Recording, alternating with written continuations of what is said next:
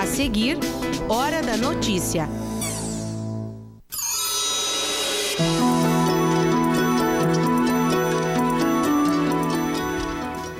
Cesta básica de julho está R$ 2,43 mais barata que a do mês de junho.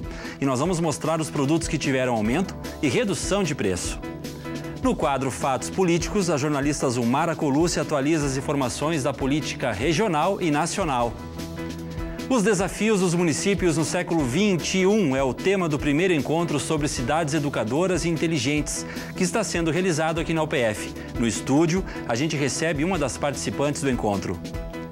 E ainda acontece em Passo Fundo na próxima semana o Festival de Dança Patrimonial em Pares. É o Danspare Brasil. Hoje é quinta-feira, 14 de setembro, é Hora da Notícia.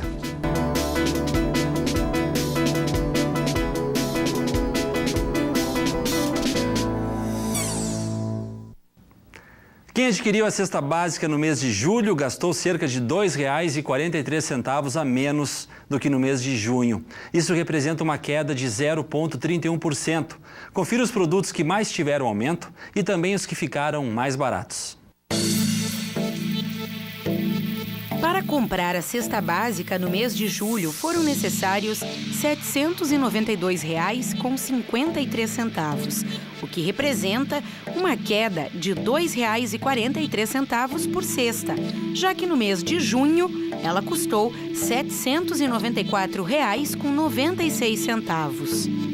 Dos 42 produtos pesquisados que compõem a cesta, os 5 primeiros da lista dos que ficaram mais caros foram: tomate, 30%, cenoura, 27,08%, cebola, 15,05%, feijão, 6,31% e o ovo, 4,17%. Já os produtos que ficaram mais baratos foram: açúcar cristal, 8,82%, batata inglesa, 7,69%, laranja, 7,69%, a maçã, 7,56% e o frango, 5,37% mais barato. Como transformar o lugar em que vivemos em uma cidade educadora? Bom, Passo Fundo, infelizmente, ainda não está neste patamar. Mas tem pessoas aqui dentro da universidade trabalhando para isso. E está acontecendo na UPF o primeiro encontro sobre cidades educadoras e inteligentes. O desafio? Discutir temas que possam ajudar no desenvolvimento das cidades aqui no norte do estado. Você se identifica com o lugar onde vive? Percebe as mudanças da sua cidade? Sabe o que é uma cidade educadora? Bom, se ainda não sabe, pode ir se preparando, porque é possível que você ouça esse termo mais vezes. É que Passo Fundo está dando os primeiros passos para tentar se tornar uma cidade educadora. Por isso, acontece aqui na UPF o primeiro encontro para tratar desse assunto. A professora Laura veio da Argentina para explicar um pouquinho melhor o que significa esse conceito. Una ciudad educadora es una ciudad que toma conciencia de que todas las políticas y acciones municipales tienen un impacto educador en las personas y que en la convivencia, en el diálogo, en el transitar y en vivir la ciudad se transmiten valores, se transmiten actitudes, se transmiten creencias, ideales. En América Latina está creciendo, pero yo creo que justamente en América Latina necesitamos mucho de esto, ¿no? Así que creo que sí, que lo necesitamos todos. Brasil, pero también Argentina, también Uruguai, también Peru, Bolívia, toda a América Latina. A ideia é a gente cada vez mais trazer esse conceito das cidades educadoras para a nossa região, né? Então a gente vem debatendo e vem se aproximando muito desse conceito das cidades educadoras por entender que é uma alternativa interessante para pensar novas possibilidades de construção da cidade, novas formas de pensar os enfrentamentos necessários que a gente precisa para solucionar questões importantes, né, para a nossa população. Na prática, a educação, essa questão educadora, atua como uma estratégia para o desenvolvimento das cidades. Cidades educadoras trabalham muito na dimensão de pensar a gestão, né, digamos entre aspas, pedagógica da cidade. E essa gestão envolve o reconhecimento da dimensão educativa das políticas públicas, né? Ou seja, como que através da vivência na cidade, através dos serviços da cidade, através dos espaços da cidade, a gente vai construindo um processo de formação permanente dos seus cidadãos. Então a educação acaba se tornando um elemento de planejamento da cidade, como uma forma de estimular uma cidadania de alta intensidade, ou seja, de garantir o direito das pessoas a uma vida de qualidade, que significa saúde, significa educação, significa transporte, significa a revitalização dos espaços públicos. Se nós olharmos para a missão das universidades, nós vamos perceber que elas estão vinculadas ao desenvolvimento social e econômico. A proposta das cidades educadoras ultrapassa os limites do que se pode pensar de uma sociedade socialmente e economicamente desenvolvida. É muito mais. Isto é a missão das instituições, principalmente as escolas comunitárias, de fazer essa interface entre os profissionais que formam, entre seus professores e entre a comunidade. Hoje são quase 500 municípios distribuídos pelo mundo com o selo Cidade Educadora. Só que no Brasil são 17 e 3 no Rio Grande do Sul. E para entender um pouco mais sobre o que seria uma cidade educadora e inteligente, nós recebemos aqui no estúdio a participante do painel que aconteceu hoje pela manhã, no encontro aqui na UPF. É a Rayana Ribeiro, que é jornalista e também editora-chefe do Portal Aprendiz. Rayana, seja bem-vinda ao UPF TV. Obrigada. Bom, vamos falar um pouco desse assunto que parece complexo, embora eu acredito que seja um pouco mesmo, mas de fundamental importância para a convivência, para o desenvolvimento humano das cidades, né? Eu te pergunto, você também, nessa ONG, Cidade Escola Aprendiz em São Paulo, tu participa ajudando como editora, como eu falei ali, né? Mas eu queria te perguntar pela tua experiência, o que caracteriza uma cidade como educadora e inteligente?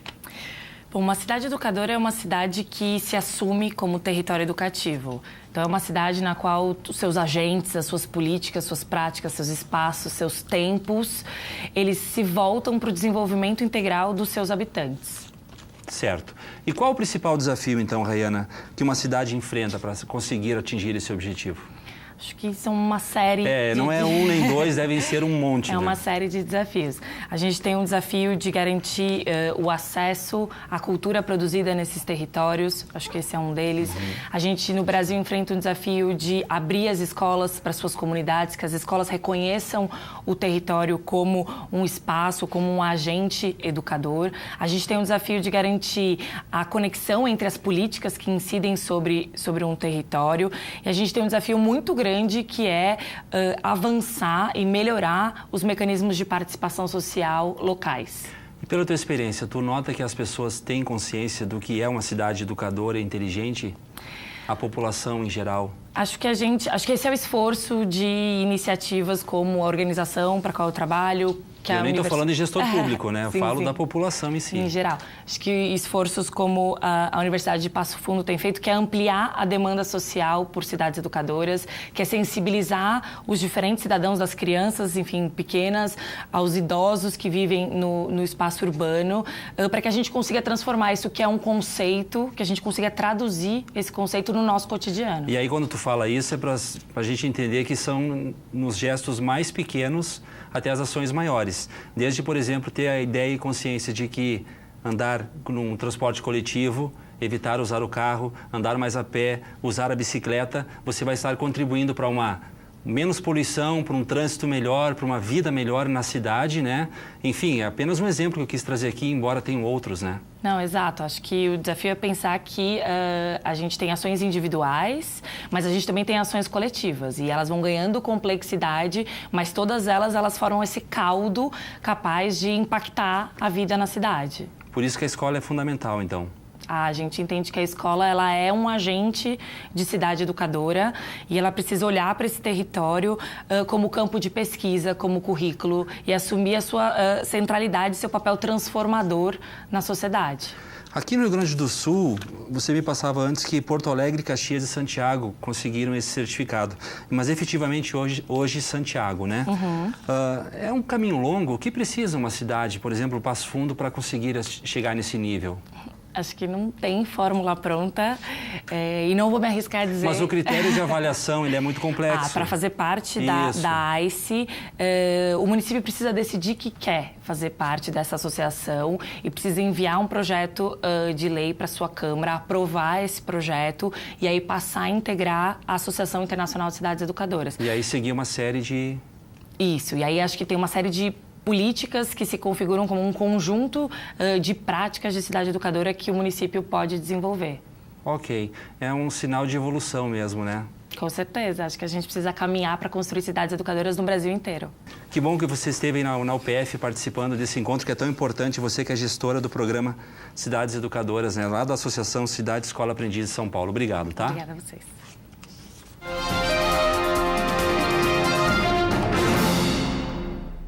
Bom, hoje é quinta-feira e a gente traz o quadro Fatos Políticos com a jornalista Zulmara Colucci. Bom, Zulmara, qual é o assunto de hoje? Bom, já começo pela região. A região tem um importante encontro amanhã com o secretário estadual da Segurança Pública, César Schirmer. Será no auditório da Faculdade de Direito, aqui da UPF, a partir das 2h da tarde. Schirmer vem falar dos indicadores da criminalidade no estado com dados regionais.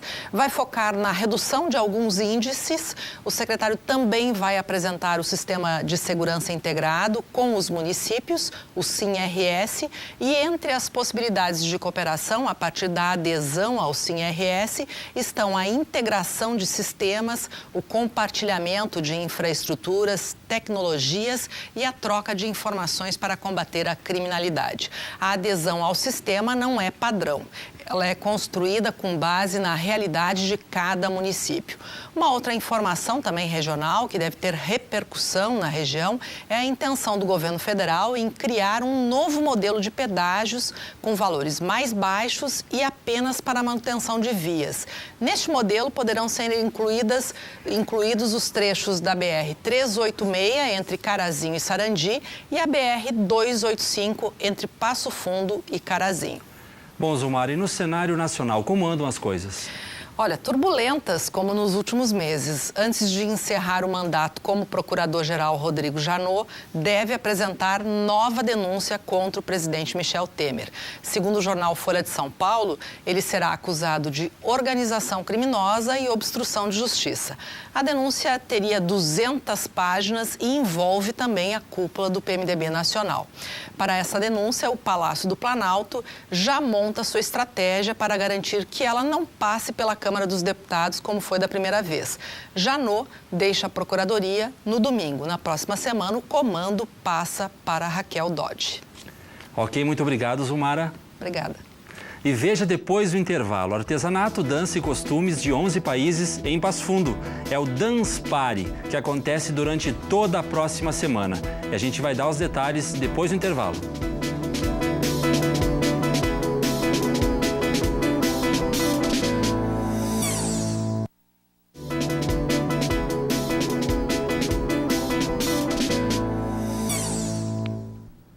E alguns municípios aqui da região de Passo Fundo vão passar a ter controladores de velocidade em rodovias federais. É que o DENIT, Departamento Nacional de Infraestrutura e Transportes, estabeleceu até o dia 22 desse mês para que todos os controladores estejam instalados. Tio Hugo, Soledade, Capão do Leão, Nova Santa Rita e Entre Juiz estão entre os municípios que serão contemplados com os equipamentos. Os fiscalizadores eletrônicos terão limite de velocidade de 50 km por hora. E acontece amanhã mais uma edição do Meeting de Inovação. Também será realizado um workshop do projeto de extensão Produtiva e Inovação, com o tema Oportunidades e Desafios para os Negócios. Os assuntos discutidos vão ficar nas áreas de Economia e Negócios, Marketing Digital e Tecnologia e Sociedade. A entrada é de graça e as inscrições podem ser feitas pelos e-mails que aparecem aí na tela. O encontro acontece no Centro de Eventos da UPF, das 9 às 11h15 da manhã. E as vagas são limitadas. Um ciclo de palestras debate a área de gerenciamento de projetos. Veja mais no convite da gerente de projeto do PIMAI. Olá, meu nome é Soedi, eu sou coordenadora do Núcleo Noroeste Gaúcho do PIMAI e estou aqui para convidá-lo para um evento que estaremos promovendo nos próximos dias 15 e 16 aqui em Passo Fundo, onde traremos temas muito importantes na área de gerenciamento de projetos. Na sexta-feira teremos o workshop que abordaremos uma forma prática de aprender projetos. O nosso instrutor será o Fábio Cruz. E no sábado teremos um dia cheio de palestras e dentre as palestras estaremos abordando fortemente o tema sustentabilidade e tendências na área de gerenciamento de projetos. Se você quiser fazer a sua inscrição, você pode ligar para o telefone 981583825 ou então acompanhe nas redes sociais do PMI RS na área de agenda de eventos. Contamos com vocês. E o tempo vai mudar ao menos para o fim de semana. Veja a previsão para a sexta e o sábado aqui em Passo Fundo.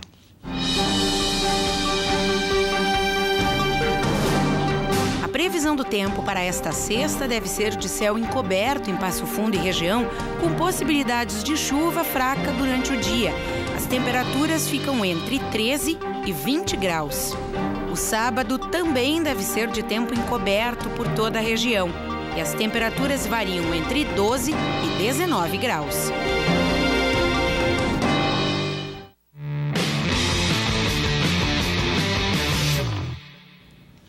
Chegou a hora de conferir a agenda do final de semana dos atletas apoiados pela UPF.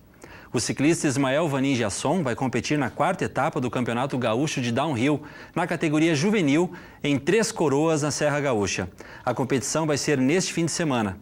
Os judocas Daniel Passos e Luiz Henrique Matos disputam no sábado o Campeonato do Interior nas categorias Sub-21 e Sênior, na cidade de Santa Cruz do Sul. Já a equipe de voleibol BS Bills UPF entra em quadra no domingo, às 4 horas da tarde, contra o Centro de Formação e Treinamento de Atletas de Alto Rendimento de Marau, pelo Campeonato Gaúcho de Voleibol Adulto Feminino. O jogo será no ginásio do Colégio Notre Dame, em Passo Fundo. A equipe segue invicta na competição. E também no domingo, a UPF promove a 9ª edição do Audax PF UPF, prova de ciclismo, marcada para 6 horas da manhã, aqui no Campus 1 da Universidade. A competição conta com a modalidade Brevet 200 km e o desafio de 85 km. Para outras informações, é só entrar no site audaxpf.com. O artesanato, a dança e os costumes de 11 países vão estar por Passo Fundo e região. É que de 17 a 23 deste mês, a cidade vai ser palco do Festival de Dança Patrimonial em Paris. Dá uma olhadinha no que vem por aí.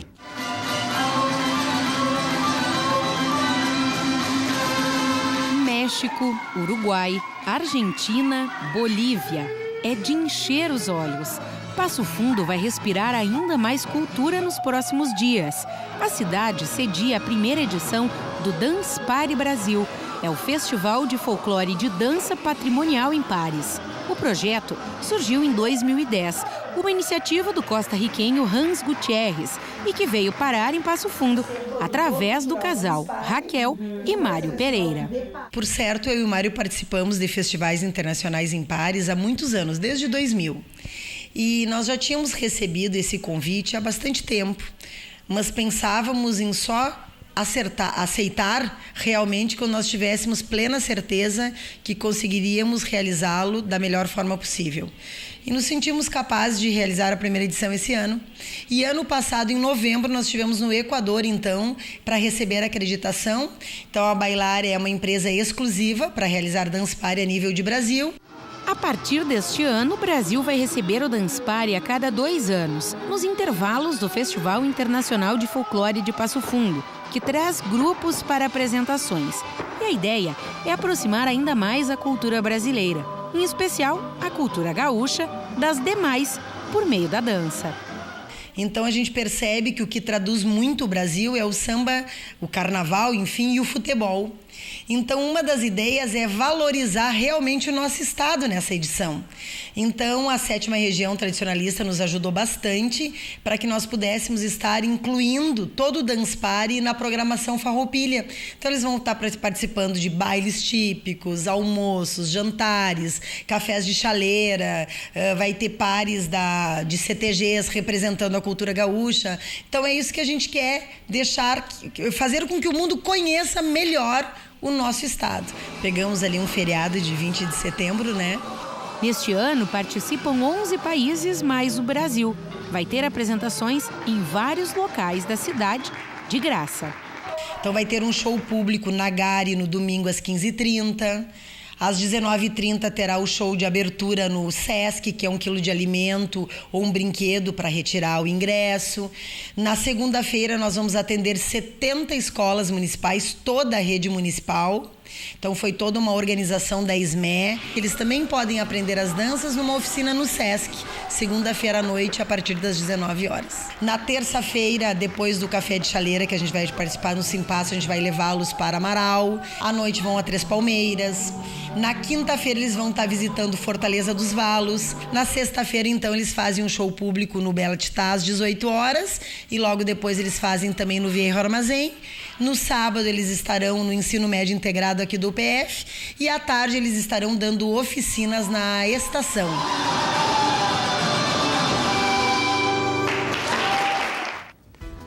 Essas foram as notícias de hoje. Você tem mais 2 oportunidades de assistir esta edição, nos horários que aparecem aí na tela. Muito obrigado pela sua companhia. A gente se vê amanhã ao vivo, ao 12h30. Até lá.